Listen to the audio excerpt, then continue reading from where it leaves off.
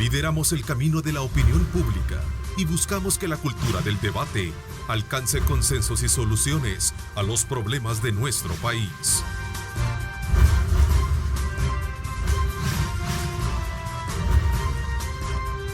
Diálogo con Ernesto López.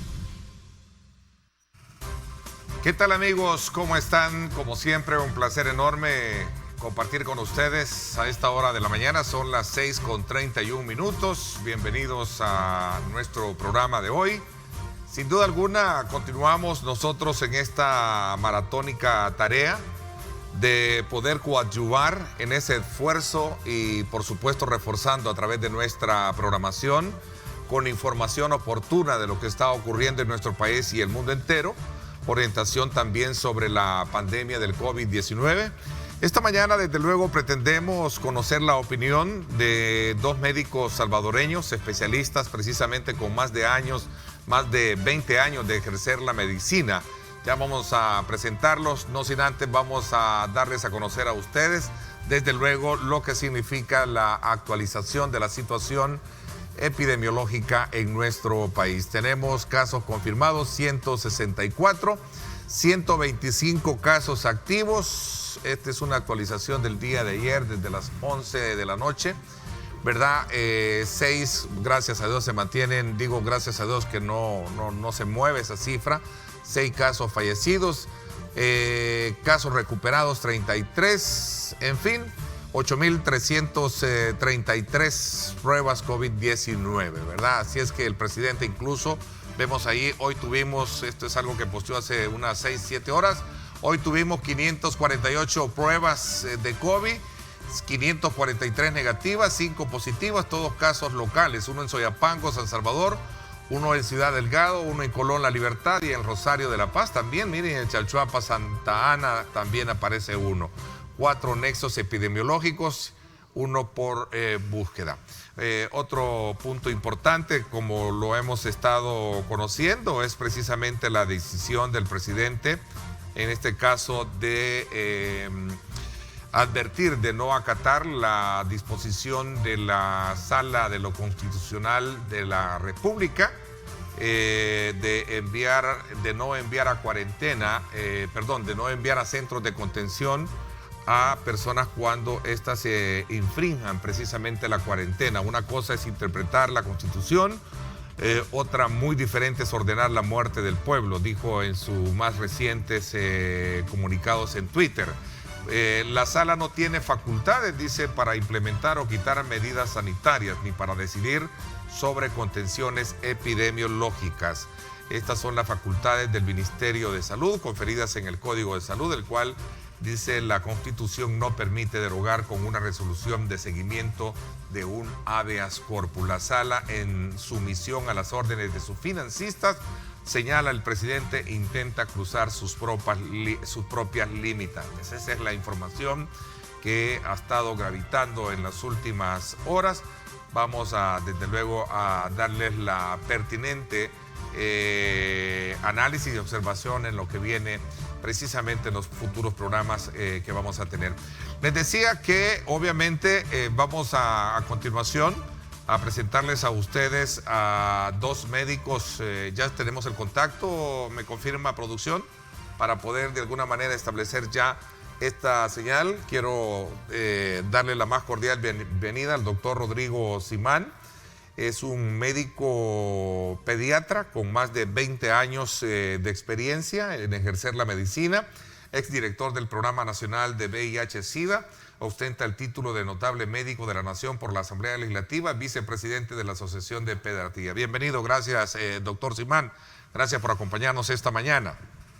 Gracias, Ernesto. Buenos días a todos.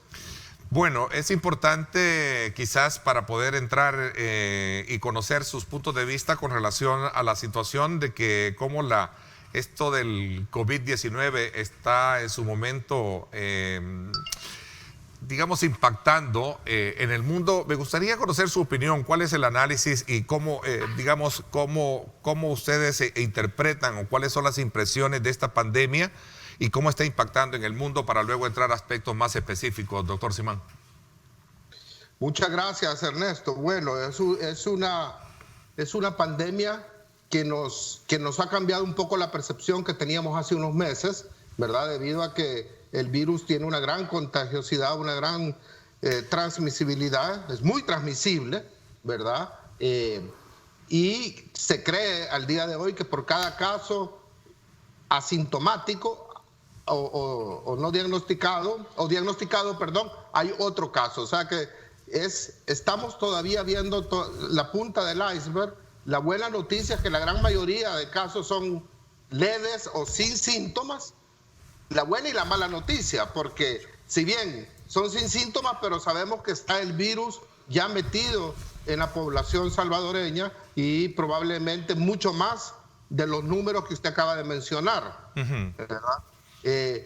Hay otras cosas positivas, hay más de 25 drogas en estudio en este momento para tratar el virus. Ninguna ha sido todavía aprobada a través de estudios serios, pero ya hay 10 de estas 25 drogas que están en estudios más amplios, que esperamos muy pronto tener resultados y que nos va a dar una luz al final del túnel. Bueno, no tuve mucha referencia en esta primera parte. Yo le pido al equipo de producción y realización que estén más atentos a nuestra. No tuve realmente la referencia, pero bueno, hay un aspecto bien importante en esto, doctor Simán, y que tiene que ver precisamente cómo esto ha venido de alguna manera a sorprender el estado de salud de muchas naciones. Y esto quizás después, para llegar a lo específico, como lo decía, y conocer un poco también las condiciones en lo que sucede con nuestro, digamos, sistema de salud. ¿Cómo se puede visualizar, digamos, el tratamiento o el control de esta pandemia si lo queremos ver en el horizonte? ¿Estamos cerca de ver una luz para resolver el problema? Ya en los Estados Unidos, por cierto, el presidente está queriendo tomar medidas mucho más drásticas para mantener el control, como también de poder abrir, en este caso, los Estados Unidos. Bueno, hay luz al final del túnel.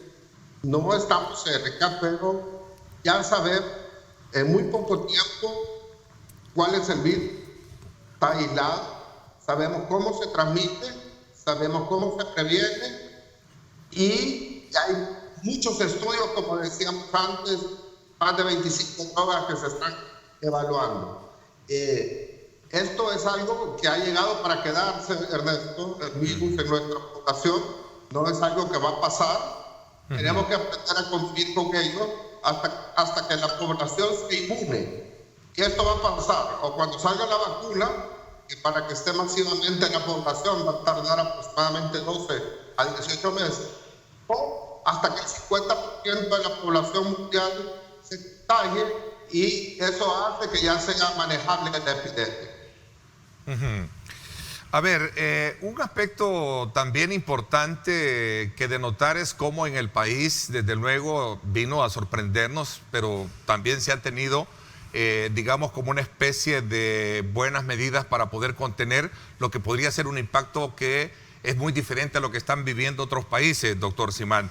¿Cuál es la valoración y la evaluación que hace, particularmente con relación a esos aspectos que han venido a determinar que el nivel de impacto que en el país hemos tenido, y se reflejan en las estadísticas que presentábamos, como bien creo usted lo comentaba, que no pude escucharlo muy bien, pero al principio, pero que de alguna manera esto representa de que el reto continúa y es latente en nuestro medio, ¿cierto? Así es. Al inicio de la epidemia el país tomó unas excelentes medidas, muy rápidas y muy bien implementadas, lo cual en los últimos días no puedo decir lo mismo, ¿verdad? Se ha visto mucha improvisación, pero que nos tiene que llevar a cambiar un poco las decisiones que se están tomando, ¿verdad? Ayer mirábamos que se había formado un comité, un equipo interdisciplinario asesor, pero al final es el gobierno asesorando al gobierno. Quizás necesitamos salirnos un poco de ahí y buscar las mejores mentes del país para dejarse asesorar, ya que es esto muy cambiante. Tenemos que ir cambiando el rumbo muy rápidamente, porque cada día a través del internet y de la investigación a nivel mundial se conocen nuevos datos y hay que cambiar. Lo que hoy es cierto, basado en evidencia, probablemente mañana va a ser diferente. De ahí es importante que se forme un equipo asesor de alto nivel, no solo el gobierno, sino que otras personas que puedan hablar claro y que puedan asesorar.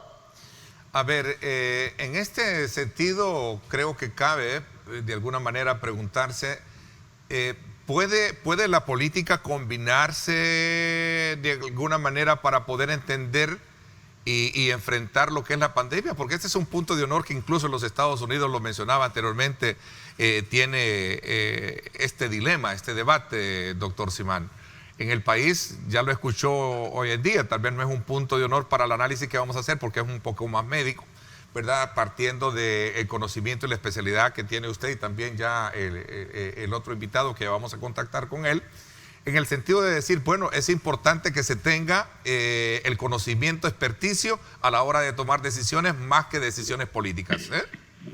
Así es, lo decía nuestro invitado que me acompaña, que es un honor, el doctor Jaime Ungo, lo decía esta semana en un medio local, que no se debe politizar el virus, no se debe politizar la epidemia.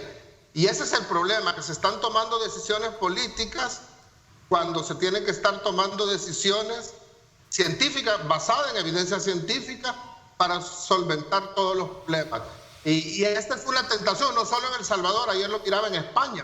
Hay una lucha de poderes muy fuerte y tenemos que ceder a la tentación, y ese es el llamado que hacemos al gobierno, a no politizar esta epidemia. Cada quien es suyo. Los médicos atendiendo y asesorando al gobierno y al Estado en el manejo de la epidemia, el Ejecutivo proveyendo todo. Acordémonos que aquí tenemos un enemigo común, que es el COVID-19, que es esta epidemia, de esta enfermedad, y tenemos que estar todos unidos. No, el enemigo es el virus y es la epidemia y tenemos que atacarlos unidos, ¿verdad? Aquí a veces trabajamos y hablamos más del estado de excepción y de otras medidas que del virus, que es de verdad lo que nos debe interesar. Bueno, un aspecto, digamos, también gris en todo esto que se está viviendo en el mundo, y particularmente diría yo que solo acá en el país, es un poco esta estigmatización y la discriminación que los médicos están sufriendo. Me imagino que ya usted está enterado de ciertos casos. El día de ayer yo incluso hacía énfasis exhortándole a la población que valoremos el esfuerzo, el trabajo que están haciendo ellos y que no entremos en esos estatus de discriminación hacia ellos por estar de alguna manera en contacto con personas contagiadas. Por cierto, el día de ayer ya en el área de turismo se dio a conocer que varios hoteles han entrado también bajo la lógica de darles la hospitalidad a ellos para poder darles también ese soporte de comodidad, en el sentido de que ellos también no se sientan bajo el riesgo de poder hacerlo con su familia. Voy a presentar a continuación, me piden esta nota y luego entramos también conociendo más de su punto de vista con relación a este tema de la emergencia COVID-19. Regresamos y, por cierto, esta es la nota que el día de ayer, desde el día de ayer venimos presentando.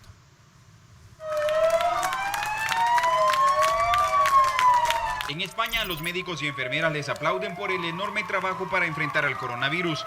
En El Salvador fue todo lo contrario. En los planes de Renderos, 5 enfermeras fueron desalojadas a la fuerza de sus hogares por los vecinos debido al miedo de que los contagiaran de COVID-19. Esta situación ha provocado una tristeza lógica entre el personal del Hospital Saldaña y de todo el sistema de salud, quienes consideran que las acciones de algunos ciudadanos son injustificadas. Pedimos que no nos vean con ojos de desprecio, que nos vean como personas contaminadas. En vez de ello les pedimos que oren a Dios por nosotros, para que sea Él quien nos dé la fuerza. En las calles la mayoría de la gente rechaza estas actitudes y cree que en este difícil momento todos los salvadoreños deben estar unidos para luchar contra el virus. Son personas que salen a ganarse la vida como uno y aparte que están en la obligación de cuidarnos, ¿verdad?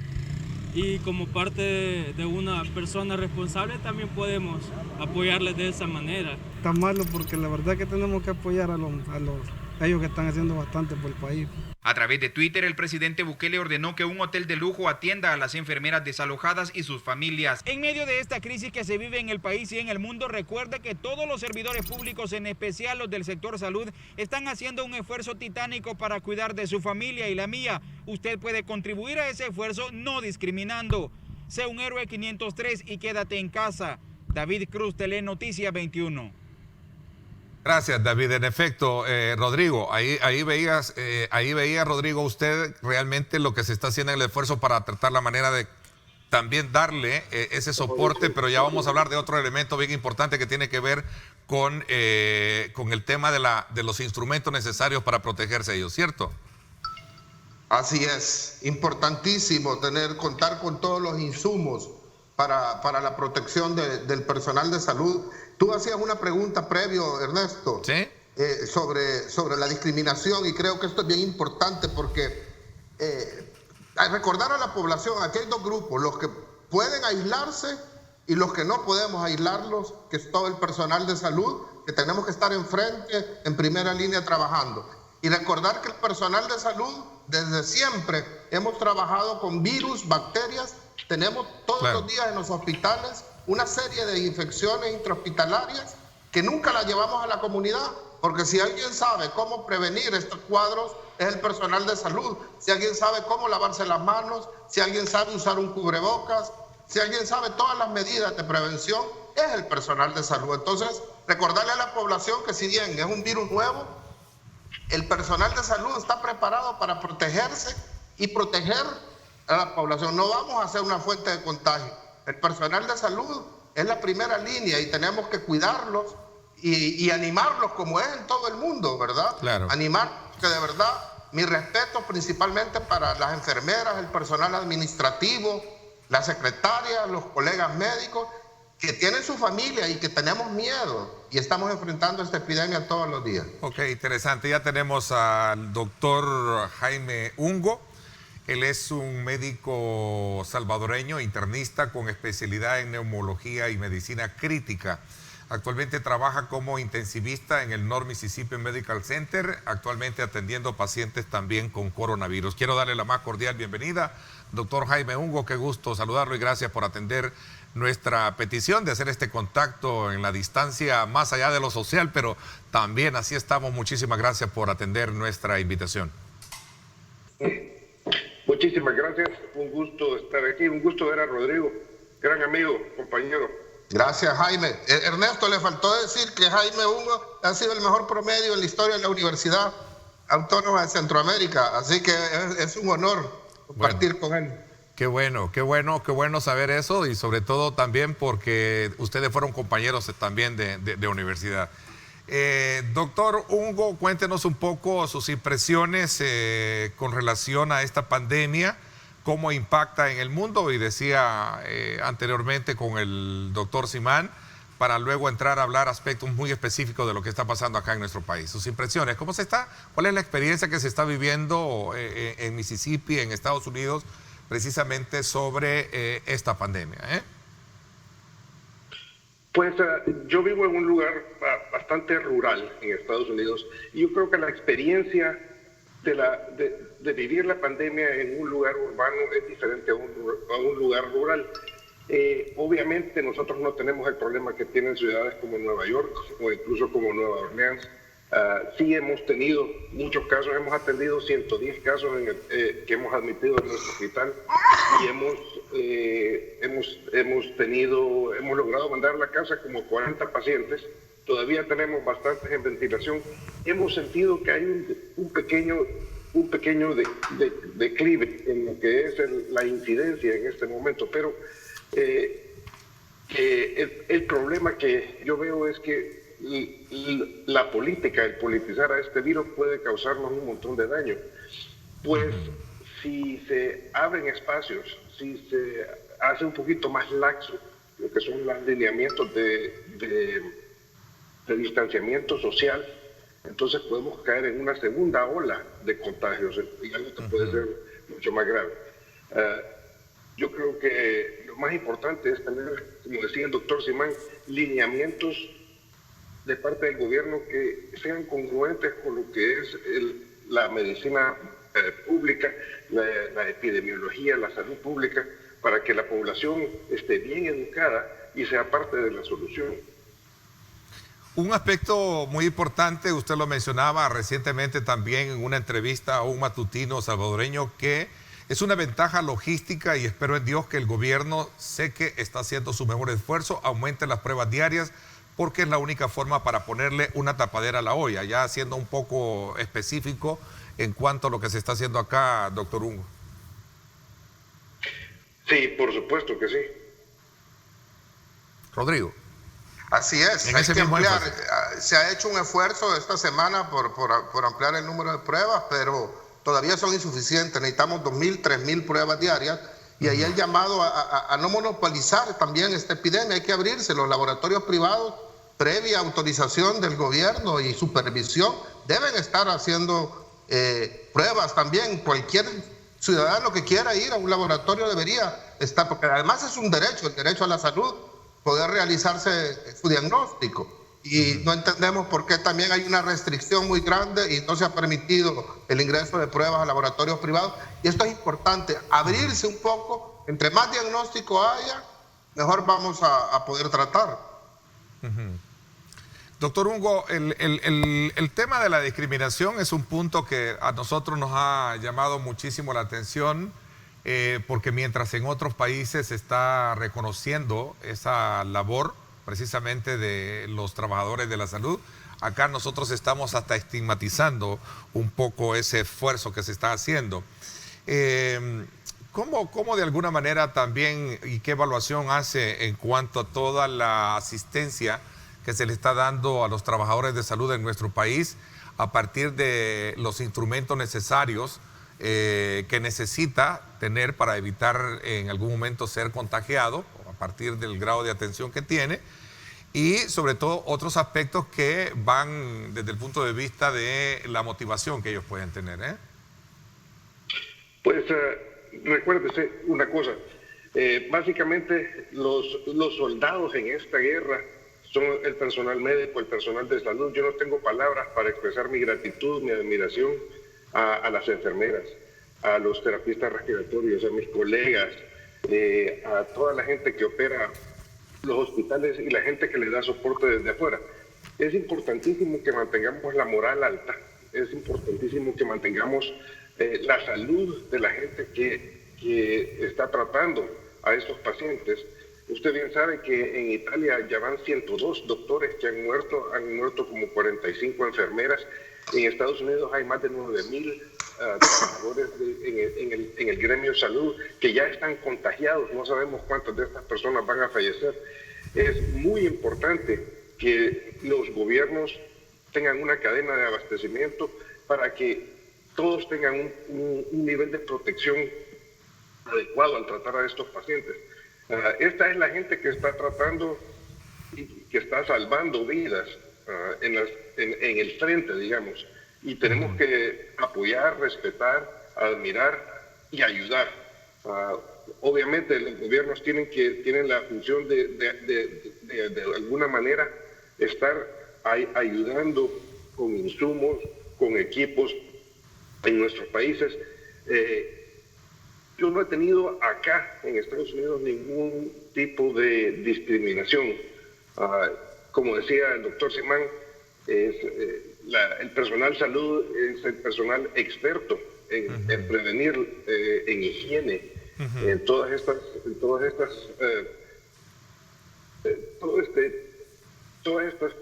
tipos de comportamientos que ayudan más bien a que no se propague la infección. ¿Cuál es ya entrando un poco, cómo ve cómo se está manejando la situación acá en el país, doctor Ungo? Y también la pregunta ya un poquito más específica para ambos, de cómo se está tratando esta situación y digamos, bajo la mirada del número que tenemos de casos, la famosa ola que va a dar un pico que, de acuerdo a proyecciones, en algún momento estas a nosotros nos favorecen. ¿Cómo evalúa esto, doctor Ungo, y también doctor Simán? Rodrigo, él está probablemente más al día con los datos específicos de El Salvador. Yo creo que ambos coincidimos en que el gobierno ha hecho muy buenas medidas, y las hicieron temprano, las hicieron bien. Creo que hubo descuidos más adelante, específicamente con esta repartición de cheques, que si hubiese habido lineamientos de salud pública y epidemiológicos, no hubiesen sucedido. Creo que mi consejo, número uno, felicito al gobierno. Número dos, humildemente les aconsejo que se asesoren bien de expertos médicos, expertos en epidemiología, expertos en medicina de salud pública, neumólogos, para que todos estos lineamientos sean coherentes para la población. Todos tenemos que colaborar en esto, pero tenemos que estar invertidos y bien educados. Ok, doctor Simán. Sí, yo le agregaría, de acuerdo con el doctor Ungo, ayer oíamos una frase de un premio Nobel de Economía que decía: la enemiga de la prosperidad es la incertidumbre. Y es muy importante que haya certidumbre en la población, que hacia dónde vamos, más información. Necesitamos dos cosas: educación e información. Educación a la población en el campo, en el área rural, sobre el distanciamiento social y el lavado de manos, que al final los responsables somos nosotros. Esta epidemia, podemos hablar mucho del gobierno y habrá tiempo después para evaluar lo que hizo bien mal, este momento de trabajar unidos, pero al final los responsables somos todos nosotros. Si nos estamos quedando en casa, los que nos tenemos que quedar en casa se pueden quedar en casa, que se queden en casa. Esto no es una cuestión de un decreto, esto va a seguir el resto del año, a ver qué tomar estas medidas. Entonces es importante la información, pero también saber hacia dónde vamos, tener planes claros y darlos a conocer. Uno ve los centros de cuarentena para la gente que viene del extranjero, donde hay gente que lleva 33 días ahí encerrados, presos, y sabemos que el periodo de incubación es de 5 a 14 días. Es importante tomar decisiones y darlas a conocer.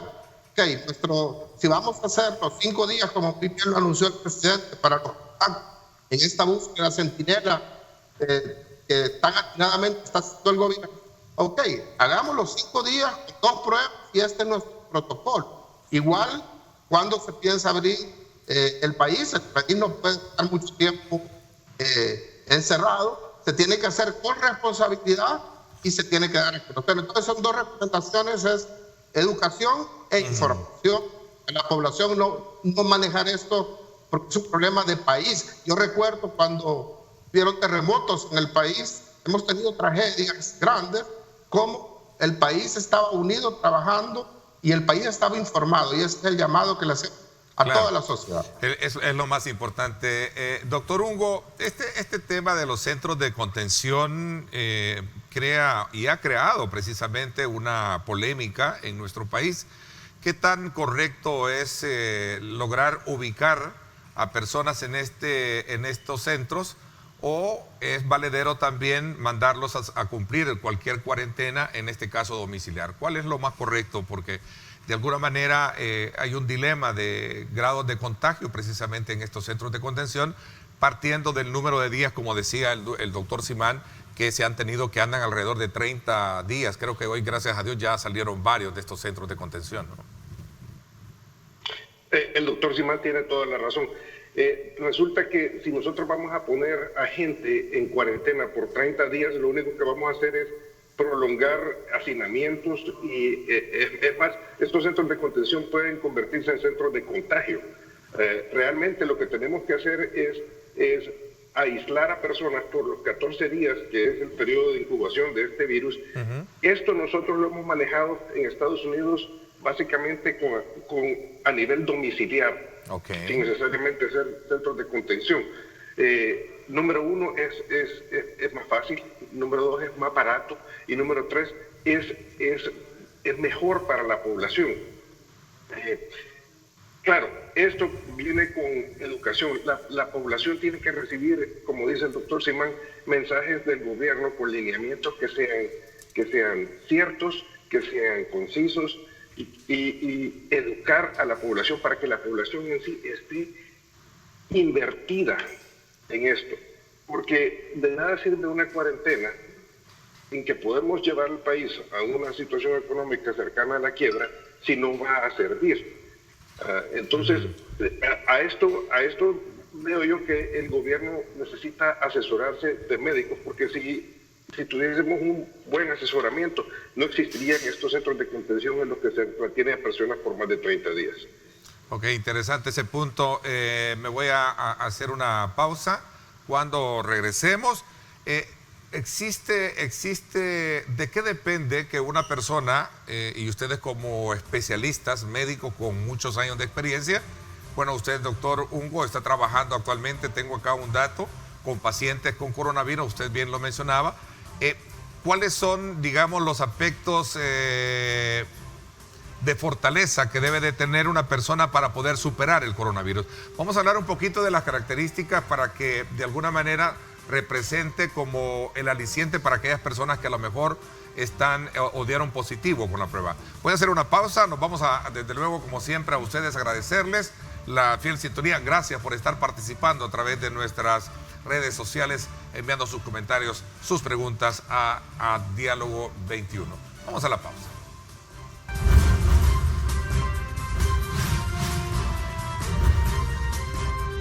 Diálogo con Ernesto López.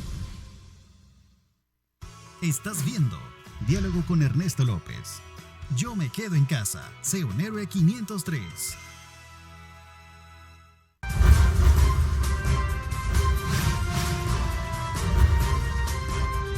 Diálogo con Ernesto López. Bien, muchísimas gracias. Continuamos desde luego conversando vía Skype con los dos médicos especialistas esta mañana, el doctor Jaime Ungo y también el doctor Rodrigo Simán.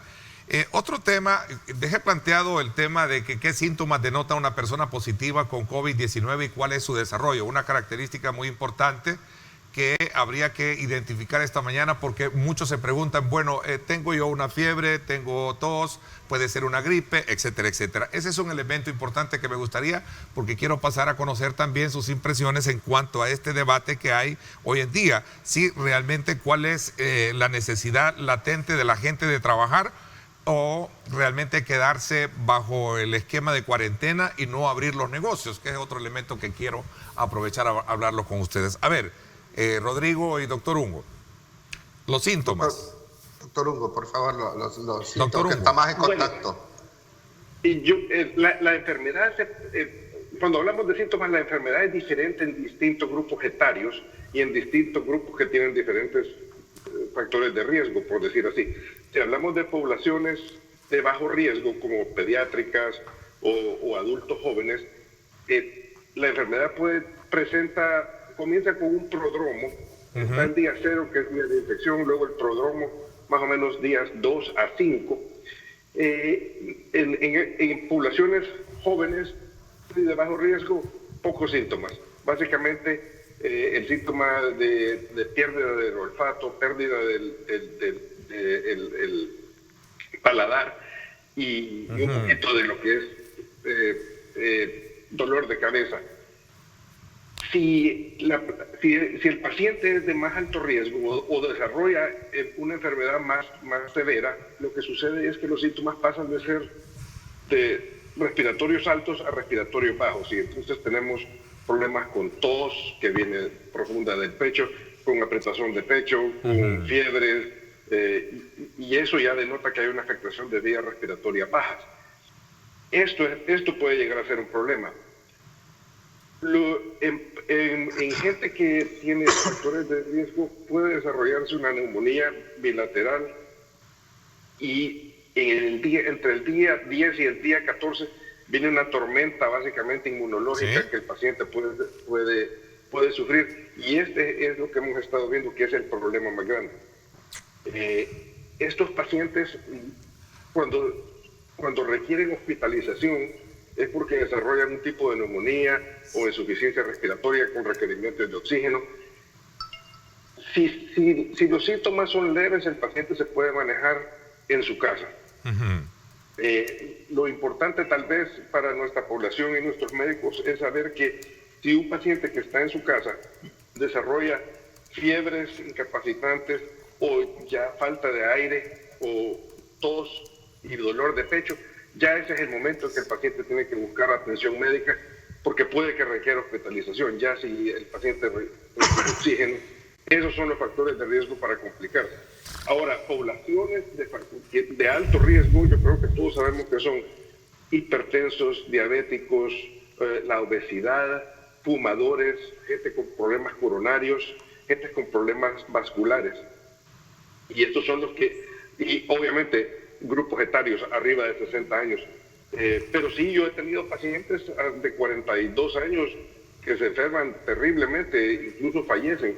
Entonces, yo creo que lo principal es mantenerse sano a nivel vascular y respiratorio para prevenir que este virus avance. Okay.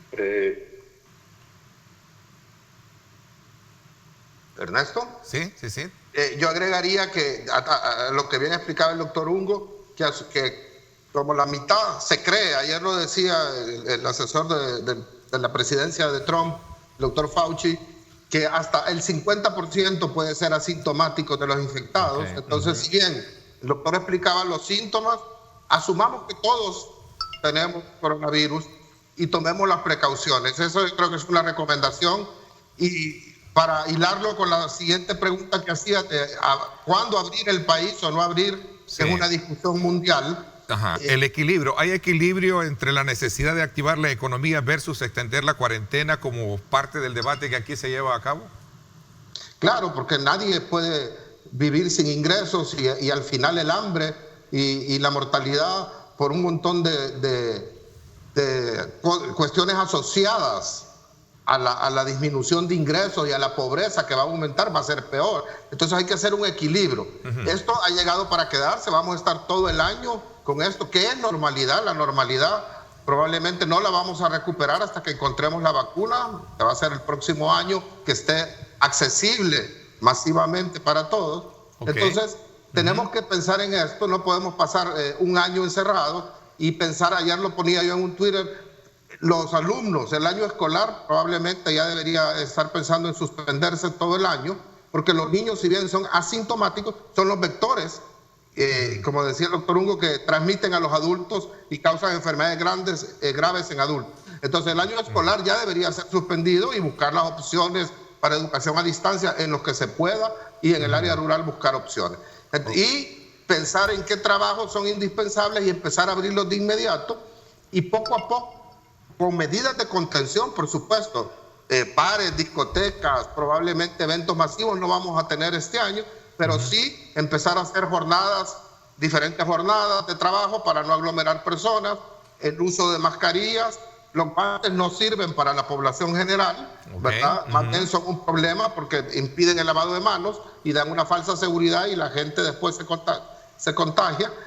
Pero sí mascarillas y con la distancia, 1,5 metros, 2 metros, podemos volver a trabajar en la medida que cumplamos algunos requisitos, es que tengamos pruebas suficientes y que el número de casos se haya empezado a más o menos controlar. Ok, doctor Ungo, ¿usted también recomendaría abrir las empresas, verdad, y trabajar un esquema como el que planteaba de protocolo de seguridad, como lo planteaba el doctor Simón?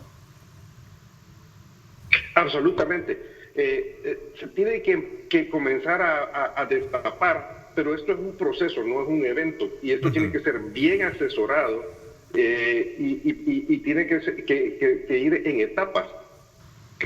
A eso es a lo que yo vengo cuando digo que el gobierno tiene que asesorarse por especialistas médicos, porque esto no es una decisión política y no la tenemos que politizar.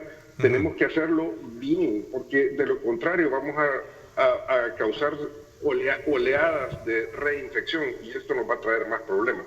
De nada sirve la cuarentena que no nos ayuda, nos puede llevar a la quiebra, pero que tampoco está bien diseñada. Entonces, esto tiene que ser en etapas, obviamente comenzando con las actividades que son más importantes para la economía y las actividades que son más importantes se van a ir abriendo y destapando poco a poco. Como dice el doctor Simán, absolutamente, los guantes no tienen nada que ver con la población general, las mascarillas sí. Y la mascarilla que yo uso no me protege a mí, lo protege a usted. Y la mascarilla que usted ocupa me protege a mí. Es decir, si todos ocupamos mascarillas y el distanciamiento social, nos protegemos mutuamente. Ok, es interesante ese punto porque viene de palabras de especialistas como son ustedes, es decir, la mascarilla y la distancia social puede ser un método muy importante para poder abrir, en este caso, las empresas.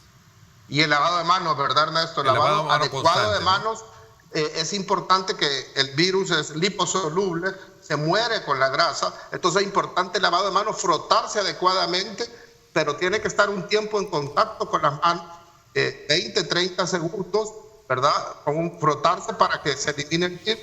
Igual el alcohol gel, es importante que usamos el alcohol gel, no secarse inmediatamente, un contacto, un tiempo, esperar a que se seque solo para que aparezca. Hay un aspecto que tiene que ver con el tema de la mascarilla también. Entonces la mascarilla sí debe de ser usada tanto por la persona que a lo mejor tenga algún síntoma como también el que no tenga. Ese es otro de los grandes dudas que habían en día, porque al principio la OMS estaba recomendando solo el uso de mascarillas para las personas que estaban contagiadas, ¿cierto? Cierto, este es un dilema ético también, porque es un dilema ético porque no había mascarillas y no hay mascarillas para todo. Entonces hay que priorizar al personal de salud, al ejército, a los policías, a los que están en primera línea trabajando todos los días. Entonces, para suplir, a veces vemos a los políticos con las mejores mascarillas y al personal médico con unas de tela que no funcionan tanto. Entonces debemos de verdad priorizar. El personal de salud, el ejército, la policía, los que recogen la basura, todos los que están trabajando para nosotros tienen que estar con las mejores mascarillas, que son las N95. Y luego la población, pues ahora se ha usado como una solución por la emergencia, se ha recomendado las mascarillas de tela, que si bien no va a proteger tanto como los demás, es mejor que nada, y es mientras hay mascarillas para todos, porque tú no puedes poner un reglamento o una ley de usar mascarillas obligatorias y no hay. Entonces, para mientras la producción mundial aumenta y están accesibles, pues las mascarillas de tela son una opción. Ok, en concordancia con la pregunta anterior de qué características desarrollaba una persona, era porque quería llegar a este otro elemento que tiene que ver con la medicina. Se habla de varios tratamientos, incluso uno de la malaria. ¿Cómo ven ustedes qué tipo de tratamiento se puede, aún reconociendo de que no hay nada específico contra el COVID-19, doctor Ungo? ¿Qué medicina? ¿Qué tratamiento debe recibir una persona? Básicamente lo que nosotros estamos haciendo es tratando a los pacientes con acitromicina e hidroxicloroquina. No son inocuos estos medicamentos, tienen sus riesgos que son propios de ellos. Precisamente una prolongación de algunos tiempos de conducción en el corazón que pueden conllevar a arritmias, y entonces no es algo que uno tiene que darle a la población general sin ningún tipo de asesoramiento médico. Ahora, ninguno de estos medicamentos que se está usando han sido estudiados. En verdad no tenemos un tratamiento específico. Salen todas las semanas pequeños artículos, todo es anecdótico, lo que tenemos, y estamos derivando de la experiencia de los chinos, de la experiencia de los coreanos, de la experiencia de los italianos y algunas experiencias de colegas en otros lugares. Pero tratamiento específico para el virus realmente es tratamiento de soporte, es decir, oxígeno para el que lo requiere, ventilación mecánica. Hemos llegado a entender un poco más cómo funciona o cuál es la cadena de eventos y cómo se desenlaza y cómo evoluciona un paciente con esta enfermedad. No es una enfermedad corta, es una enfermedad en que se contagia. Si la persona se va a poner mal, se contagia. Los primeros 3 días incluso hay fiebres, mialgias, se sienten mal, pero se comienzan a enfermar o a empeorar a partir del día 7. Y en promedio, la persona que fallece entre el día 11 y el día 14. No son cuadros rápidos, digamos, como los que hemos acostumbrado a ver en neumonías bacterianas o en casos de septicemia. Es algo mucho más largo y es paulatino, pero es severo y es perseverante. Ok, y en el caso... Y en el caso del ibuprofeno, que fue un tema que acá desde luego se puso mucho en boga a partir de una recomendación que hacía una colega de ustedes de forma primaria en el tratamiento de lo que podrían ser síntomas de una gripe, ¿es recomendable de acuerdo a ustedes? Bueno, hay opciones mejores que el ibuprofeno. Primero, aclarar que el ibuprofeno no es un tratamiento para el coronavirus, ni siquiera planteado como una opción, como explicaba el doctor Hugo, como es la hidroxicloroquina, como se están planteando esteroides o otros medicamentos. El ibuprofeno no es un tratamiento para el coronavirus, es un tratamiento para los síntomas del coronavirus, ¿verdad? Es un antiinflamatorio muy bueno, pero no funciona para la inflamación que da el SARS-CoV-2, porque es por otro mecanismo, ¿verdad? Entonces, se puede usar si hay fiebre, malestar, dolor de cuerpo, pero recordemos que es un virus nuevo, que llevamos 3 meses y sabemos poco. Está en discusión si puede causar problemas o no. En vista de esto, es recomendable mejor usar el acetaminofén, el Tylenol, el paracetamol como primera opción, y además sumado a que ya tenemos dengue en El Salvador y que empezaron las lluvias y van a empezar pronto, y ahí sí el ibuprofeno está comprobado que nos puede causar la muerte. Entonces, en este sentido, la recomendación es mejor no usarlo. Si no tenemos nada más en la casa y es lo único que hay y tenemos dolor severo o fiebre, podemos usarlo. Pero si hay opciones, es mejor usar las opciones hasta que haya más estudios y podamos saber a ciencia cierta qué tan dañino puede ser o no. Ok, ya para ir concluyendo y agradecidos con ustedes por el tiempo que nos han prestado. Doctor Hugo, en igual situación, ¿qué recomendaría o qué recomendaciones entonces hacen ustedes para todos aquellos que nos están viendo y cómo de alguna manera tratar esta pandemia? Y sobre todo también, ¿qué recomendaciones darían para el país y las autoridades de la forma en cómo se están manejando? A manera de análisis concluyente, doctor Hugo. Bueno, yo creo que para la población en general, educación.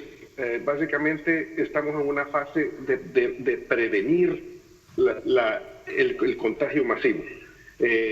Educación a la población en cuanto al lavado de las manos, eso sería una buena inversión del gobierno, dar anuncios en televisión y suena sencillo de cómo lavarse las manos, pero no lo es. Hay una ciencia de cómo lavarse las manos, el contacto, la cantidad de tiempo, cómo frotarse, eso es muy importante. Cómo utilizar, qué mascarillas pueden utilizar, o aunque fuese algo que fuese hechizo.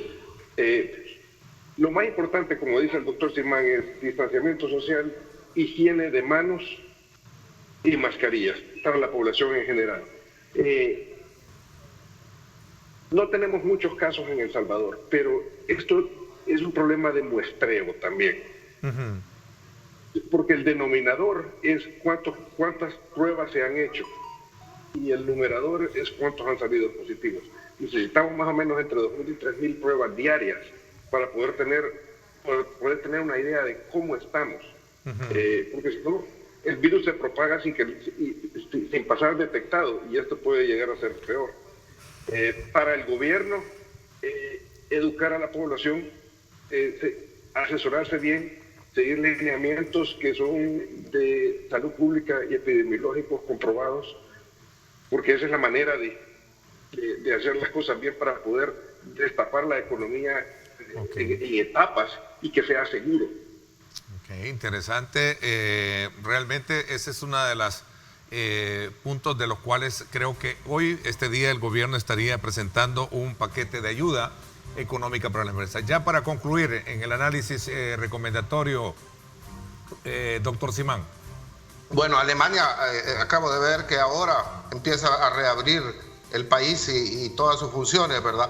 El llamado creo que es el mismo para el gobierno, para la población, el llamado a la calma, a la unidad, ¿verdad? Tenemos que salir unidos. Este es un problema que, como hablábamos al inicio, no es un problema político, es un problema de salud y tenemos que trabajar juntos.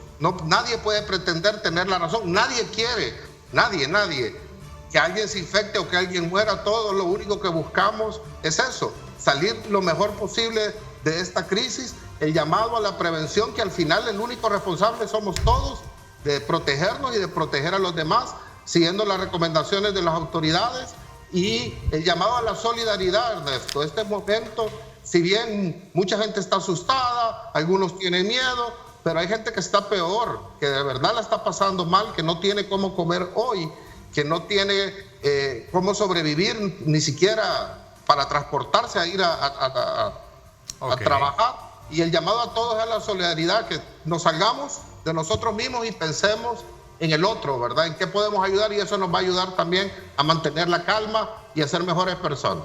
Ok, muchísimas gracias. Les agradezco a ambos el tiempo que dispusieron precisamente para conversar, conocer sus puntos de vista, la experiencia que ha tenido el doctor Ungo y que está llevando a cabo precisamente allá en Mississippi con personas que tienen el coronavirus. Y también, doctor Simán, también muchísimas gracias por haberme acompañado a ambos. Me voy a la pausa y regreso con el asesor jurídico de la presidencia, Javier Argueta, con quien vamos a hablar aspectos que tienen que ver con las negociaciones en la Asamblea Legislativa, los acuerdos alcanzados, para que este día haya precisamente humo blanco en el Congreso salvadoreño. Gracias, nos vamos a la pausa y regresamos con más. Gracias.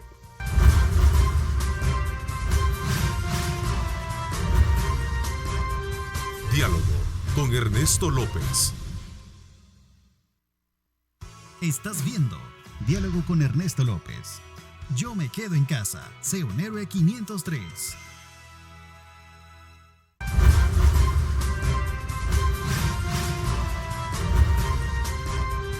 Diálogo con Ernesto López.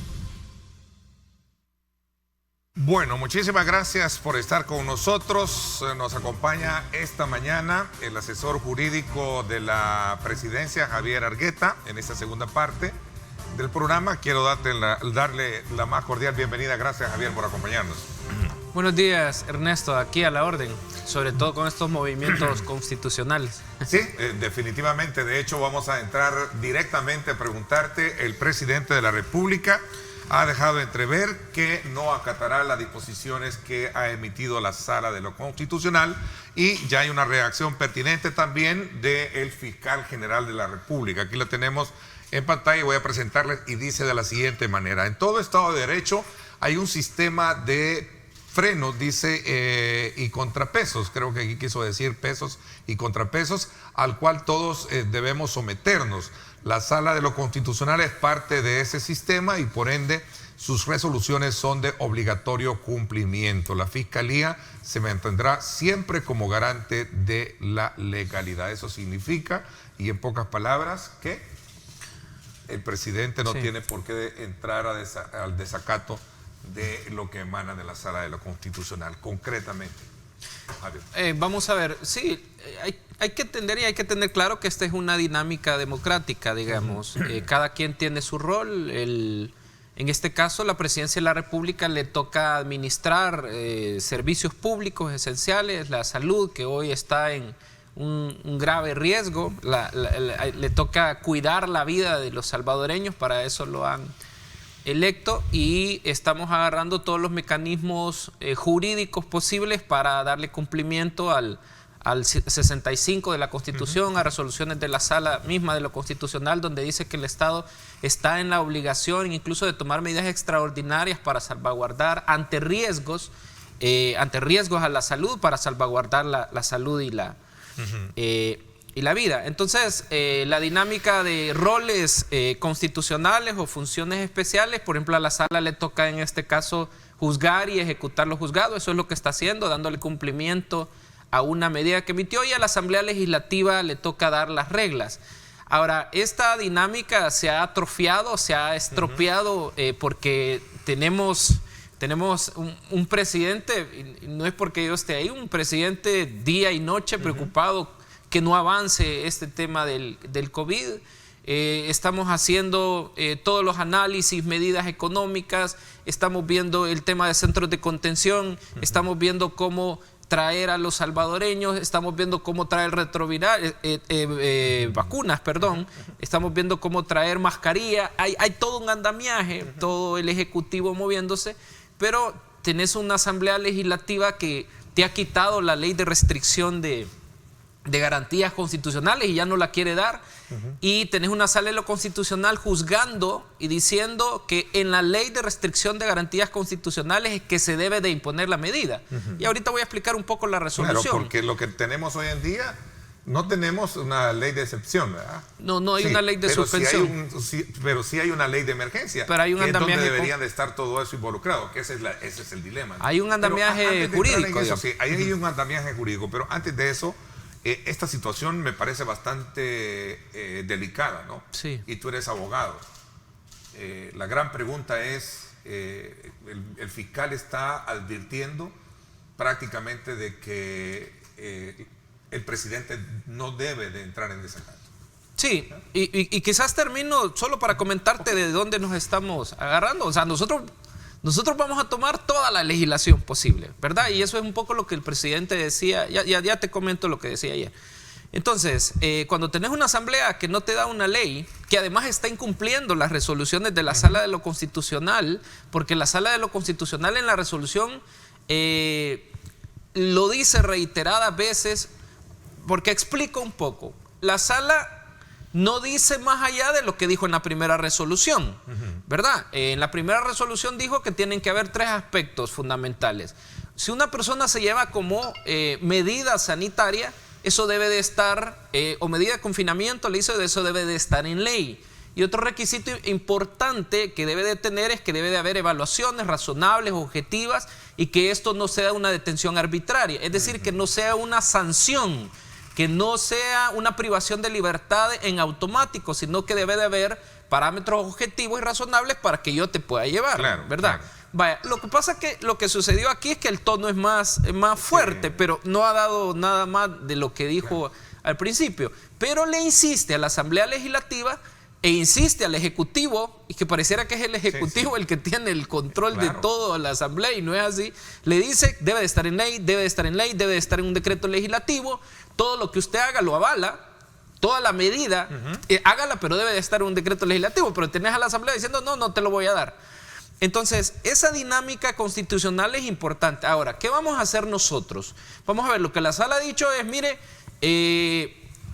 absténgase de, conforme a esta resolución, ha dicho la Sala, de aplicar el decreto 19 y el decreto 20. ¿Qué es lo que vamos a hacer nosotros? ¿Y qué es lo que el presidente decía ayer? Vamos a aplicar directamente el artículo 136 del Código de Salud. Y te quiero mencionar esto, Ernesto, porque es importante. La Asamblea nos quita la posibilidad de, ante el deber de cuidado, el incumplimiento del deber de cuidado a la salud que tienen las personas, y salir por salir y arriesgar a otras personas, arriesgar a su familia, y no tener la ley de restricción. Nosotros nos agarramos de la letra del artículo 2 de la ley de emergencia. Entonces hoy dice la Sala, no, tampoco eso aplica. No deben interpretar, dice, que el artículo 2, y te quiero explicar esto, no deben interpretar, dice la Sala de lo Constitucional, que el artículo 2 se deba de entender eso para internamiento, y el artículo 2 dice que se tomarán como medidas que llevarán a una persona, lo dice la ley, a un centro de cuarentena cuando haya sospecha, cuando haya posible riesgo de contagio de una persona a otra. Y el artículo 8 de la ley dice que la Policía Nacional Civil ayudará en eso. Entonces dice la Sala hoy, no se puede interpretar así. Entonces nos quita la Asamblea esta medida, nos quita la Sala de lo Constitucional esta medida, y pareciese que el análisis jurídico, y hay otra frase de la Sala de lo Constitucional que dice que si bien existe un interés público y bien existe un riesgo alto de contagios a la salud y protección a la vida, pero eso no puede ser pretexto, dice la Sala. De verdad es complicado decirlo, pues no puede ser pretexto para no salvaguardar otros derechos fundamentales. Y tiene razón. En Alemania, el Tribunal Federal Alemán Constitucional está rechazando todos los habeas corpus referentes, y lo ha dicho el Tribunal Constitucional en Alemania, que no se puede atender la libertad, ha dicho, de tránsito, la libertad física a costa de la salud. La mayoría de tribunales constitucionales están rechazando. En Colombia había una admisión de demanda, pero la medida se ha dejado. Entonces, aquí es bien complicado porque, ahora, te quiero quizás con esto último. Dice el artículo 136, vamos a aplicar directamente el Código de Salud, y eso es lo que decía el presidente. El 136 del Código de Salud. Vaya, si la sala dice, no aplica tampoco, va a ser complicado. Las personas que padezcan de enfermedades sujetas a declaración obligatoria, es decir, en este caso a la pandemia, o que sean cuarentenables, así como aquellas que, aún sin presentar manifestaciones clínicas de ellas, alberguen o diseminen sus gérmenes, o, fíjate lo que dice, o hayan estado expuestas a su contagio, podrán ser sometidas, dice, a aislamiento, cuarentena, observación o vigilancia por el tiempo y la forma que determine el ministerio, de acuerdo con los respectivos reglamentos. Ahora, el acuerdo número 19 y el 20 que desarrolla que es sospecha está basado en este 136. Si la sala dice, bueno, mire, no aplique el 19, porque la sala dice, tiene que ser en ley, vamos a aplicar este 136 del Código de Salud.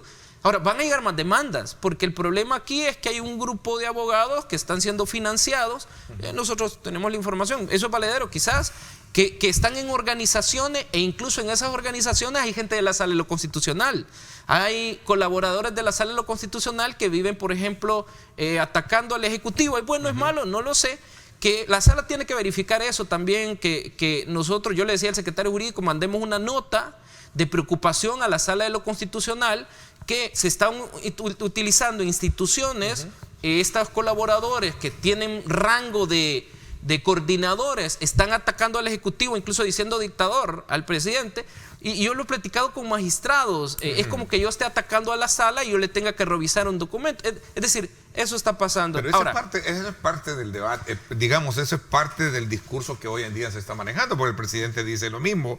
La sala, en sumisión a las órdenes de sus financistas, intenta cruzar sus propias limitantes, dice. O sea, en todo caso. No, vamos a ver. Los financistas me refiero a grupos de, vamos, es que aquí hay intereses. Lo dice el presidente en su cuenta de Aquí Twitter. está el tema económico y está el tema de salud. Entonces, el presidente el presidente está tratando de equilibrar, protegiendo al 100 la salud, pero dice, la economía la podemos recuperar, y viene el paquete, un paquete fuerte, medidas económicas, pero la vida no la podemos recuperar. Entonces, vamos a aplicar nosotros el 136 del Código de Salud. Y bueno, si la sala lo quiere anular también, pues vamos a esperar, ¿no? Pero lo que te puedo decir es que el presidente está decidido a no dejar que se dañe la salud. Y te quiero, ya con esto termino, para entrar en el tema de la Asamblea Legislativa. Ayer se encontró un caso, por ejemplo, de COVID en un trabajo. No te voy a decir cuál, pero... bueno, sí te voy a decir, claro. donde yo estoy, se llama a una persona, nos llaman y nos dicen, miren, hay una persona que vino a un centro de salud, y entonces esta persona tiene que ir a traerse. Es decir, el virus aún en la Corte Suprema de Justicia, en la Asamblea Legislativa, en el Ejecutivo, ya anda circulando. Es decir, ya nosotros podemos ser sujetos de contagio. Entonces el presidente ha dicho, no me voy a detener para las medidas, voy a utilizar todos los mecanismos legales posibles, y eso es lo que te dice el 136. Pero esta es una situación de alguna manera que lo deja bien en claro. Primero desconoce diciendo de que no tiene facultades para implementar o quitar medidas sanitarias. No tiene facultades, no tenemos la ley de restricción. Hoy anula el artículo 2 de la letra E, que dice que es pretexto, pero está claro. Pero hoy nosotros nos vamos a agarrar del Código de Salud. El 136 lo dice expresamente. Ahora, si lo anula ese, habría que esperarlo. Es la Sala de lo Constitucional, es el máximo intérprete de la Constitución. En el caso de la Fiscalía, solo para cerrar el ciclo, la postura concreta. La Fiscalía está haciendo su rol, es lo que te digo, la dinámica democrática, cada quien con su rol, la Sala ejecutando, juzgando y ejecutando lo juzgado, el presidente tratando de defender el interés de la salud y la vida, el fiscal general diciendo, mire, yo soy el fiscal y debo de garantizar. Eso es normal, ¿no? Está bien que lo digan. Vámonos entonces a una pausa y regresamos con el tema de la Asamblea. Entiendo que para este día hay un acuerdo entre partidos mayoritarios a un consenso para evitar abusos en la retención de personas. PCN y Gana se desvinculan de las reformas del decreto de emergencia. Medidas para reactivar la economía también van a ser estudiadas este día para poder de alguna manera entrar en un documento aparte que se prepara. Ya lo decía en este caso el asesor, que para este día el gobierno pretende presentar un plan nacional de reactivación económica, ¿verdad? Sí, correcto. Vamos a hablar de eso cuando regresemos. 7:42, gracias por estar con nosotros.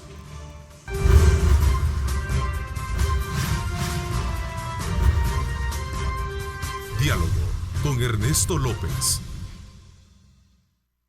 Estás viendo Diálogo con Ernesto López. Yo me quedo en casa. Sé un héroe 503.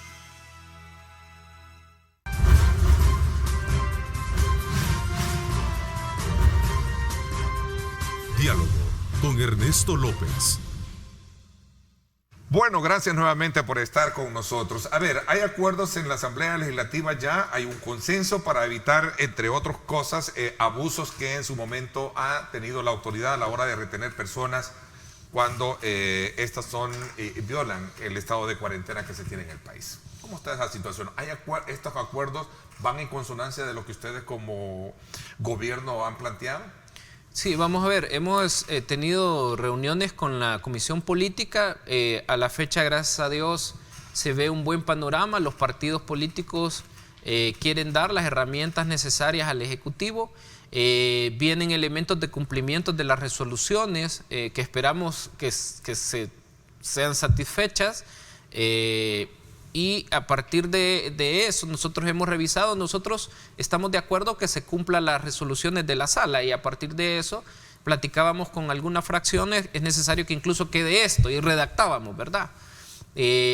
Por ejemplo, no detenciones arbitrarias, no detenciones con elementos que no existan, elementos objetivos o elementos razonables para internar a una persona como medida, que no exista confusión, que parte creo que la sala también se ha ido por esa vía, que no exista confusión entre el derecho sancionador, esto es, que el Ejecutivo quiere castigar a la gente que anda incumpliendo. No, el Ejecutivo no quiere castigar a la gente, no quiere sancionarlo, porque si no, ahí está el delito de desobediencia particular. Hay otros delitos, hay elementos penales, nosotros podemos poner multas, pero no es eso. La persona que anda incumpliendo anda, y así lo dicen las reglas del OMS, así lo dice el Código de Salud, anda con un inminente contagio para otras personas, porque el virus ya anda de todas partes. Lo que hacemos es, venimos, lo agarramos y lo metemos en cuarentena a evaluarlo. Entonces, eso ha costado entenderlo, posiblemente nosotros no nos hemos defendido bien, digamos. Entonces, eso es lo que va en las leyes. Yo creo que la Asamblea Legislativa, conjuntamente con el Ejecutivo, si Dios permite, podemos sacar una buena ley hoy que cumpla, o que tratemos de que cumpla. Ojo, Ernest, ley de emergencia. Sería ley de emergencia, eso iba a decirte. Ley de emergencia. Es ley de emergencia. Porque la Asamblea no ley de estado de excepción. La Asamblea no nos quiere dar la ley de restricción. Y la Sala de lo Constitucional le exige, porque aquí en la resolución le dice que de manera urgente se aprueba. Ahora, si la Sala insiste en que hay una ley de restricción y la Asamblea no lo quiere dar, entonces nosotros vamos a pedir cumplimiento de sentencia.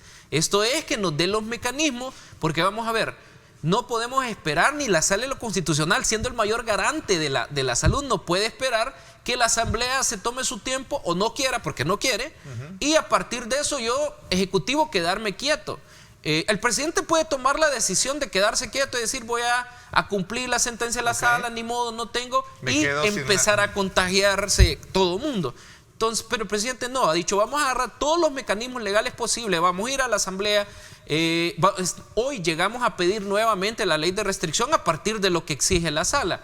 Pero hay buen término con los diputados, con todas las fracciones políticas, hay que decirlo, de aprobar la ley de emergencia. Y en la ley de emergencia hay que tener bien claro, en la ley de emergencia se están metiendo el cumplimiento de las resoluciones. ¿Y este tipo de resoluciones están a gusto ustedes con las que se están planteando? Por ejemplo, imponer multa de 50 por violar la cuarentena y no mandarlos a los centros de contención. Es que no tiene lógica, no tiene concordancia, la gente no tiene dinero. y lo platicábamos, ¿sí? Nosotros podemos poner varias clases de infracciones y sanciones, ¿verdad? Le podemos poner $100 a la gente. ¿Te imaginas ponerle a un infractor $100 y le estamos dando un subsidio de $300? No encaja. Pareciera ser que se está analizando una situación que se vive normalmente, pero no se está analizando la situación en situaciones extraordinarias como estamos hoy. Si llevamos unas infracciones, quiero comentarte, además de la medida que el legislativo nos está dando, de confinamiento, como le llama la sala, o internamiento, si llevamos unas infracciones que todas aquellas personas que, además de que la medida se cumpla, medida sanitaria, esto no es sanción, hay que aclararlo. Y te insisto, posiblemente nosotros en el Ejecutivo no hay defensa, algo ha pasado, que la sala no logra entender que esta es una medida sanitaria. Entonces, ¿qué es lo que llevamos nosotros? Es una infracción que es que la persona ande sin autorización. ¿Y cuál es la sanción? Que va a ir desde 48 horas, distribuidas en horas, hasta 100 horas, a ayudar a los hospitales, a ayudar a los médicos que están en primera línea, médicos que tienen 3, 4 días de no llegar a su casa, médicos que están sacrificando su salud, su vida y ya no llegar a sus casas. Entonces, esta persona que infrinja esto, la vamos a mandar a hacer trabajos de utilidad pública a los hospitales. Esa medida sí la aceptamos nosotros, hay una propuesta interesante, y bueno, quédese en casa, como dice.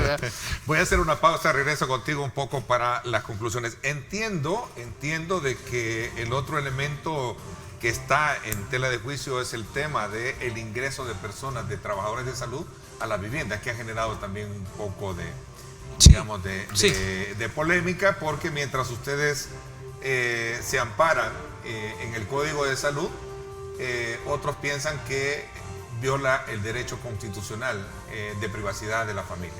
Vamos a hablar un poco de esto porque es otro tema obviamente muy importante. Especialistas, no se puede allanar casas sin permiso, eso es parte del debate. Gracias por sintonizarnos, gracias por ese voto de preferencia que tiene para Grupo Megavisión. Vamos a la pausa.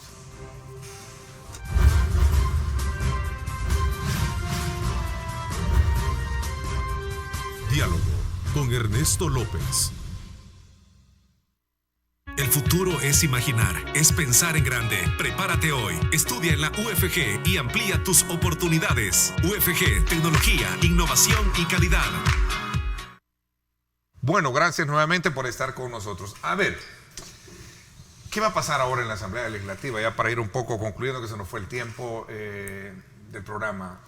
Solo quizás un tema que me preguntaste, que si el tema del allanamiento de morada, que se anda diciendo, eso está en el artículo 52 del Código de 58, que dice: el Ministerio tiene facultades en caso de grave riesgo para la salud. ¿Del Código de Salud? Sí, inspeccionar por medio de sus delegados al interior de las casas.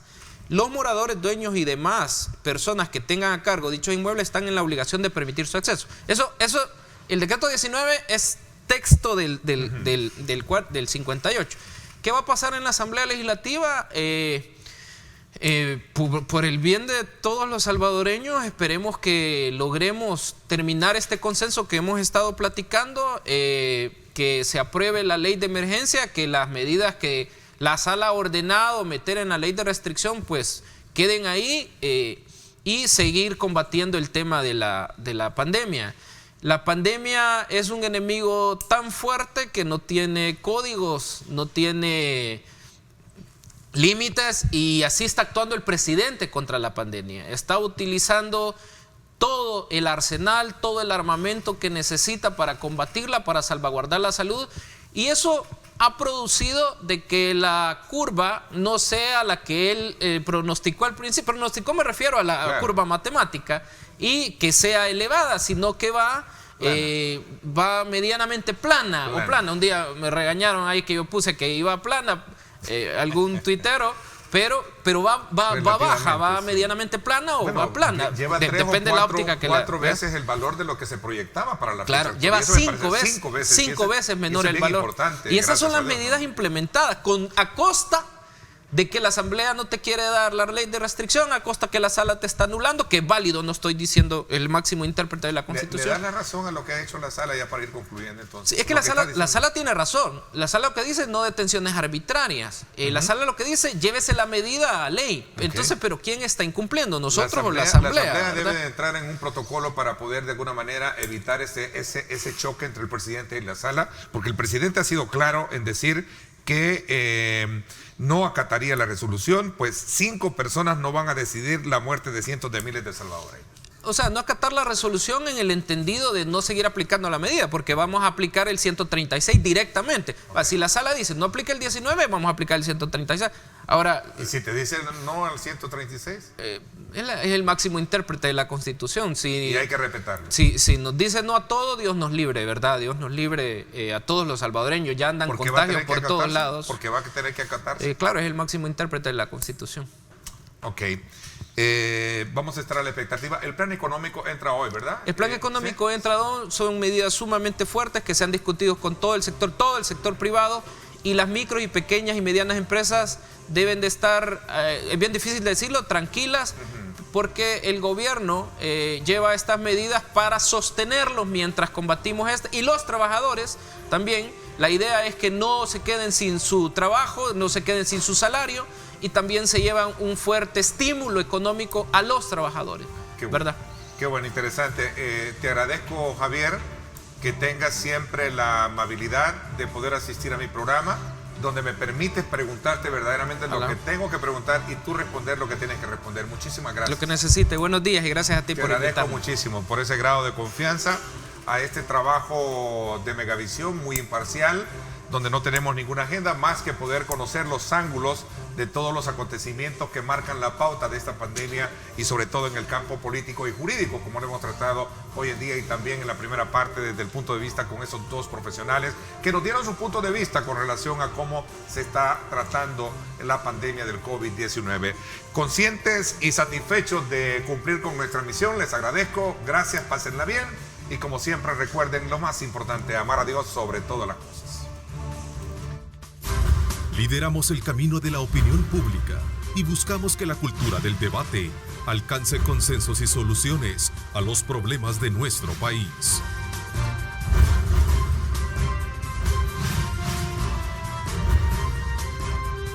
Diálogo con Ernesto López.